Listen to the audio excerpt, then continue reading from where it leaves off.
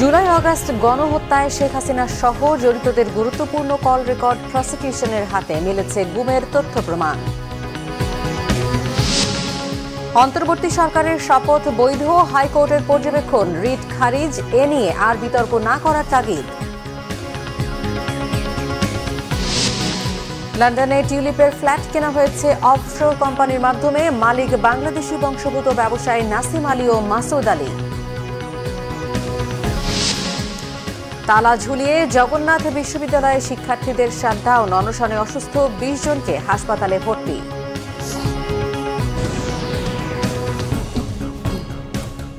দেখছিলেন crown cement সংবাদ শিরোনাম, এবারে বিস্তারিত। জুলাই আগস্টের গণহত্যায় শেখ হাসিনা সহ জড়িত অনেকের গুরুত্বপূর্ণ কল রেকর্ড হাতে পাওয়ার দাবি করেছে আন্তর্জাতিক অপরাধ ট্রাইব্যুনালের প্রসিকিউশন। জানানো হয়েছে প্রমাণ মিলেছে গুম খুনের। এক আবেদনের শুনানিতে প্রসিকিউটর তানভীর আহমেদ জোহা ট্রাইব্যুনালকে এই তথ্য দেন। একই সাথে জুলাই আগস্টের গণহত্যা সংক্রান্ত রাষ্ট্রের গুরুত্বপূর্ণ ব্যক্তিদের ডিজিটাল তথ্য প্রমাণ যাচাইয়ের নির্দেশ দিয়েছে ট্রাইব্যুনাল। সোমবার চেয়ারম্যান বিচারপতি গোলাম মর্তুজা মজুমদারের নেতৃত্বে আন্তর্জাতিক অপরাধ ট্রাইব্যুনাল এই আদেশ দেয়। চিফ প্রসিকিউটর তাজুল ইসলাম জানান, অনলাইনে অফলাইনে বিভিন্ন কল রেকর্ড, ডিজিটাল তথ্য পাওয়া যাচ্ছে। মামলার স্বচ্ছতার স্বার্থে বিষয়গুলোর সত্যতা যাচাই করা দরকার। ট্রাইব্যুনাল ফরেনসিক ল্যাবে যাচাই করে সত্যতা বের করার নির্দেশ দিয়েছে বলে জানান চিফ প্রসিকিউটর। এদিকে জুলাই আগস্ট হত্যাকাণ্ডে জড়িত থাকায় গাজীপুরের পুলিশ কনস্টেবল আকরাম এবং যাত্রাবাড়ির এসি তানজিলকে 20 জানুয়ারি ট্রাইব্যুনালে হাজির করার নির্দেশ দেওয়া হয়েছে। অন্য মামলায় তারা গ্রেপ্তার থাকলেও মানবতাবিরোধী অপরাধের মামলায় তাদের গ্রেপ্তার দেখাতে প্রসিকিউশনের আবেদন মঞ্জুর করে ট্রাইব্যুনাল এই আদেশ দেয়। দর্শক, এই মুহূর্তে আন্তর্জাতিক অপরাধ ট্রাইব্যুনালে আছেন বিশেষ প্রতিনিধি আহমেদ সারওয়ার। সরাসরি কথা বলবো তার সাথে। সারওয়ার, কিছুক্ষণ আগে আন্তর্জাতিক অপরাধ ট্রাইব্যুনালের চিফ প্রসিকিউটর তাজুল ইসলাম সাংবাদিকদের সাথে কথা বলেছেন। তিনি কি বলেছেন?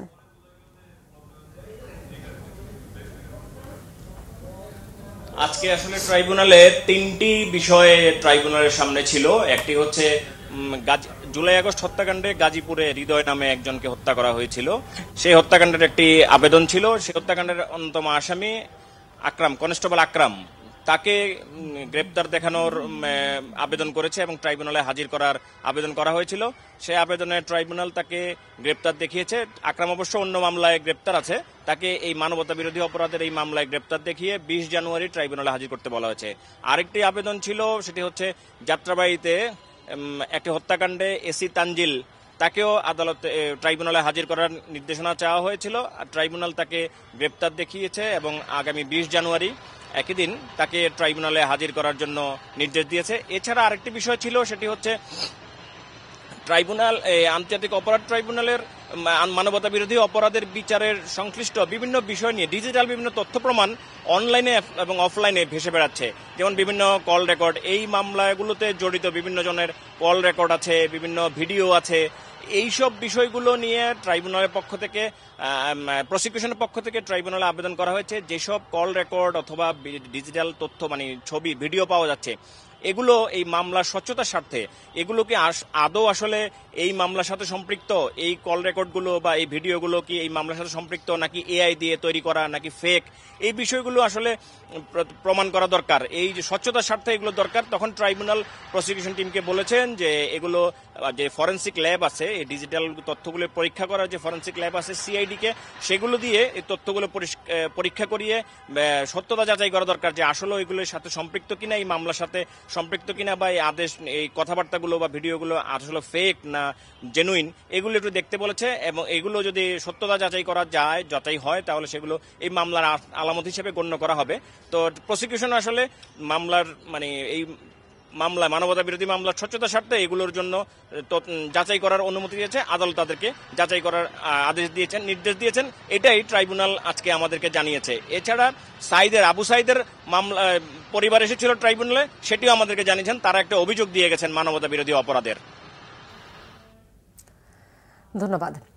আন্তর্জাতিক অপরাধ ট্রাইব্যুনাল থেকে জানাচ্ছিলেন আহমেদ সারওয়ার। সংবিধানের ১০৬ অনুচ্ছেদ অনুযায়ী সুপ্রিম কোর্টের মতামত নিয়ে অন্তর্বর্তী সরকারের শপথ নেওয়াকে চ্যালেঞ্জ করে দায়ের করা রিট খারিজ করেছে হাইকোর্ট। বিচারপতি ফাতেমা নাজিব ও বিচারপতি শিকদার মোহাম্মদ মাহমুদুর রাজির হাইকোর্ট বেঞ্চ রিট খারিজ করে এই পর্যবেক্ষণ দেয়। পর্যবেক্ষণে আদালত বলেছে, বাংলাদেশের জনগণ অন্তর্বর্তী সরকারকে বৈধ বলে মেনে নিয়েছে, কাজেই এ নিয়ে বিতর্ক থাকতে পারে না। এছাড়া আন্তর্জাতিক মহলও অন্তর্বর্তী সরকারকে মেনে নিয়েছে, সুতরাং এ নিয়ে আর কোনো প্রশ্ন রইল না। তবে এই আদেশের বিরুদ্ধে উচ্চ আদালতে যাবেন বলে জানিয়েছেন রিটকারী আইনজীবী। এর আগে সংবিধানের ১০৬ অনুচ্ছেদ অনুযায়ী সুপ্রিম কোর্টের মতামত নিয়ে অন্তর্বর্তী সরকারের শপথ নেওয়া চ্যালেঞ্জ করে রিট করেন আইনজীবী মহসিন রশিদ। যুক্তরাজ্যে লন্ডনের হ্যামস্টেড এলাকায় সিটি মিনিস্টার টিউলিপ সিদ্দিকের একসময় ব্যবহৃত ফ্ল্যাটটি একটি অফশোর কোম্পানির মাধ্যমে কেনা হয়েছিল। পেডরক ভেঞ্চার্স নামে নিবন্ধিত ওই কোম্পানির মালিক বাংলাদেশি বংশোদ্ভূত ব্যবসায়ী নাসিম আলী ও মাসুদ আলী। সানডে টাইমসের প্রতিবেদনে বলা হয়, শুরুতে ফ্ল্যাটটি মঈন গনি নামের এক ব্যক্তিকে উপহার হিসেবে হস্তান্তর করেছিলেন নাসিম ও মাসুদ। মঈন গনির সাথে শেখ হাসিনা সরকারের সংশ্লিষ্টতা পাওয়া যায়। ২০০৯ সালের মার্চে সেই ফ্ল্যাট টিউলিপের বোন আজমিনাকে উপহার দেয় মঈন গনি। টিউলিপ সিদ্দিক বেশ কয়েক বছর ওই ফ্ল্যাটে ছিলেন। ২০১২ ও ২০১৪ সালে নিজের ঠিকানা হিসেবে টিউলিপ ওই ফ্ল্যাটের উল্লেখ করেছিলেন। যুক্তরাজ্যের এমপি নির্বাচিত হলে ফ্ল্যাটটি ছেড়ে দেন টিউলিপ সিদ্দিক। পরে ওই ফ্ল্যাট ৬,৫০,০০০ পাউন্ডে বিক্রি করেন তার বোন আজমিনা সিদ্দিক। টিউলিপও এরই মধ্যে জানিয়েছেন ওই ফ্ল্যাটটি তার বোন আজমিনার নামে। ৩ দফা দাবি আদায়ে বিশ্ববিদ্যালয়ের ক্যাম্পাসে তালা ঝুলিয়ে শাটডাউন ঘোষণা করেছে জগন্নাথ বিশ্ববিদ্যালয়ের শিক্ষার্থীরা। দুপুরের মধ্যে দাবি আদায় না হলে সচিবালয় ঘেরাও কর্মসূচির ঘোষণা দিয়েছে তারা। এর আগে দ্বিতীয় ক্যাম্পাসের নির্মাণ কাজ সেনাবাহিনীকে হস্তান্তর, শিক্ষার্থীদের অস্থায়ী আবাসনের ব্যবস্থা না হওয়া পর্যন্ত অন্তত ৭০% শিক্ষার্থীকে আবাসন ভাতা দেয়া সহ ৩টি দাবিতে সকাল থেকে আমরণ কর্মসূচি শুরু করেন শিক্ষার্থীরা। অনশনে অসুস্থ হয়ে প্রায় ২০ জনের মতো শিক্ষার্থী এরই মধ্যে হাসপাতালে ভর্তি হয়েছে। সংবাদ সম্মেলনে শিক্ষার্থীরা জানিয়েছেন, দুপুরের মধ্যে তাদের দাবি মেনে নেওয়া না হলে সচিবালয় ঘেরাওয়ের উদ্দেশ্যে রওনা হবেন তারা। আমরা গতকালকে থেকে গণ অনশন কর্মসূচি পালন করে যাচ্ছি, কিন্তু আমাদের বিশ্ববিদ্যালয় প্রশাসন আমাদেরকে কোনো সুস্পষ্ট কোনো বার্তা দিতে পারেনি এবং দুঃখের বিষয় হলো সরকারের পক্ষ থেকে এখন পর্যন্ত আমরা কোনো সুস্পষ্ট বার্তা এখনো পাইনি।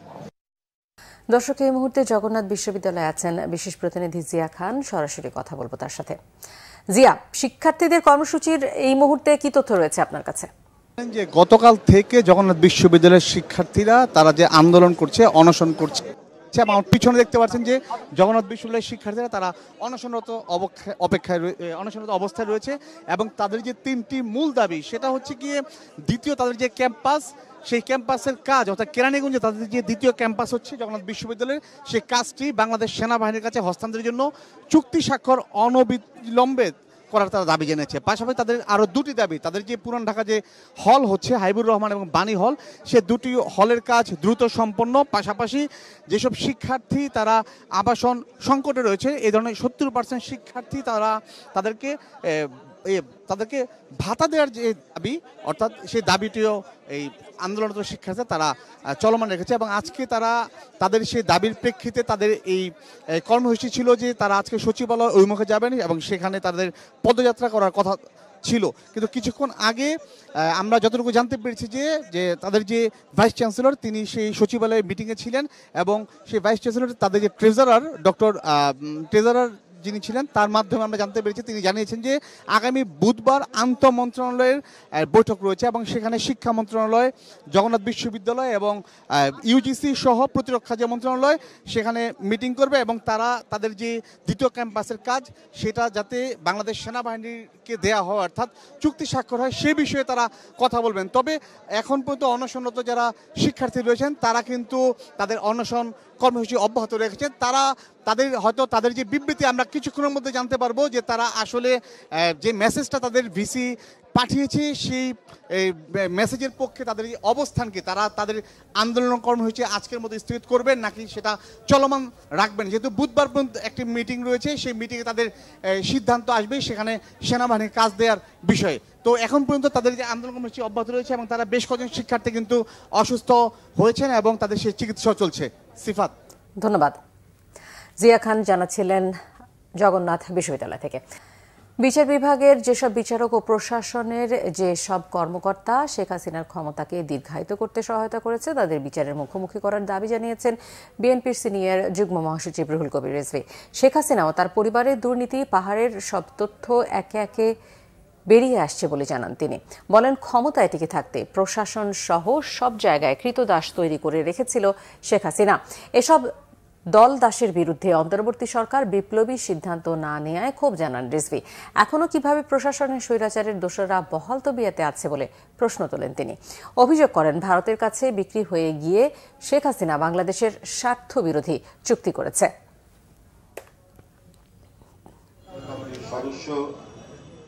জনগণ যে দাঁড়াতে পারে তাদের দেশে বিজেপির সাথে, বিজেপির প্রতিরোধের সাথে এই দৃষ্টান্ত শেখ হাসিনার আমলে শেখ হাসিনা করতে দেয়নি। তার ফ্যাসিজম দিয়ে, তার নির্মমতা দিয়ে, তার নির্দয়তা দিয়ে তিনি ভারতের সেবাদাস হয়ে কাজ করেছেন।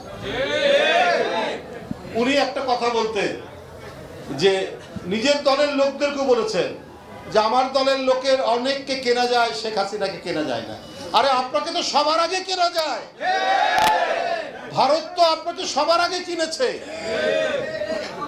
কেনার কারণে আপনি নিজের দেশের স্বাধীনতা, সার্বভৌমত্ব এবং গৌরবকে আপনি পদদলিত করে তাদেরকে অসম কাজ করার সুযোগ সুবিধা দিয়েছেন।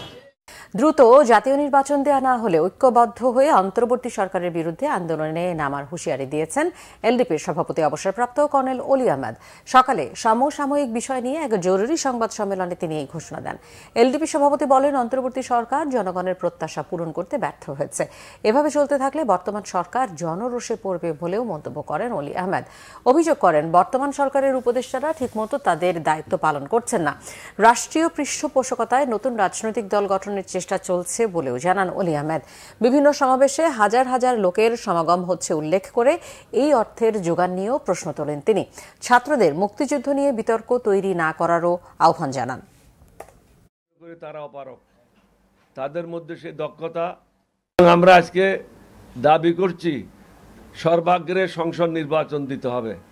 যদি সংসদ নির্বাচন না দেয় তাহলে আমরা বাধ্য হব ঐক্যবদ্ধভাবে এই সরকারের বিরুদ্ধে আন্দোলন করার জন্য। 5 আগস্ট এমনি আকাশ থেকে নামে আসে নাই। 5 আগস্ট হয়েছে আমাদের কর্মফলের কারণে। কারণ 15 বছর আমরা এই সরকার বিরুদ্ধে আন্দোলন করেছি, জনগণকে প্রস্তুত করেছি, যার কারণে ছাত্র জনতা যখন জুলাই মাসে আন্দোলন শুরু করলো সেটা সফল হয়েছিল। চট্টগ্রামে ইসকনের বহিষ্কৃত নেতা চিন্ময় কৃষ্ণ দাসকে কারাগারে পাঠানোকে কেন্দ্র করে সহিংসতার ঘটনায় আলিফের ভাইয়ের দায়ের করা মামলায় 65 আইনজীবীকে জামিন দিয়েছে আদালত। সোমবার অতিরিক্ত চিফ মেট্রোপলিটন ম্যাজিস্ট্রেটের আদালতে শুনানি শেষে তাদের জামিন মঞ্জুর করা হয়। গেল 26 নভেম্বর চিন্ময় দাসকে কারাগারে পাঠানোকে কেন্দ্র করে সহিংসতার সময় আইনজীবী আলিফকে কুপিয়ে ও পিটিয়ে হত্যা করা হয়। এই ঘটনায় 4 দিন পর আলিফের বাবা 31 জনের নাম উল্লেখ ও অজ্ঞাত 10 থেকে 15 জনকে আসামি করে একটি মামলা করেন। আইনজীবীদের উপর হামলার ঘটনায় আলিফের ভাই 116 জনকে আসামি করে আরেকটি মামলা দায়ের করেছেন। এর মধ্যে 66 জনই ছিলেন আইনজীবী। সংবাদ শেষ করব ক্রাউন সিমেন্ট শিরোনামগুলো আরও একবার জানিয়ে। জুলাই আগস্ট গণহত্যায় শেখ হাসিনা সহ জড়িতদের গুরুত্বপূর্ণ কল রেকর্ড প্রসিকিউশনের হাতে মিলেছে গুমের তথ্য প্রমাণ। অন্তর্বর্তী সরকারের শপথ বৈধ, হাইকোর্টের পর্যবেক্ষণ, রিট খারিজ, এ নিয়ে আর বিতর্ক না করার তাগিদ। লন্ডনে টিউলিপের ফ্ল্যাট কেনা হয়েছে অফশোর কোম্পানির মাধ্যমে, মালিক বাংলাদেশি বংশোদ্ভূত ব্যবসায়ী নাসিম আলী ও মাসুদ আলী। তালা ঝুলিয়ে জগন্নাথ বিশ্ববিদ্যালয়ে শিক্ষার্থীদের শাটডাউন, অনশনে অসুস্থ 20 জনকে হাসপাতালে ভর্তি।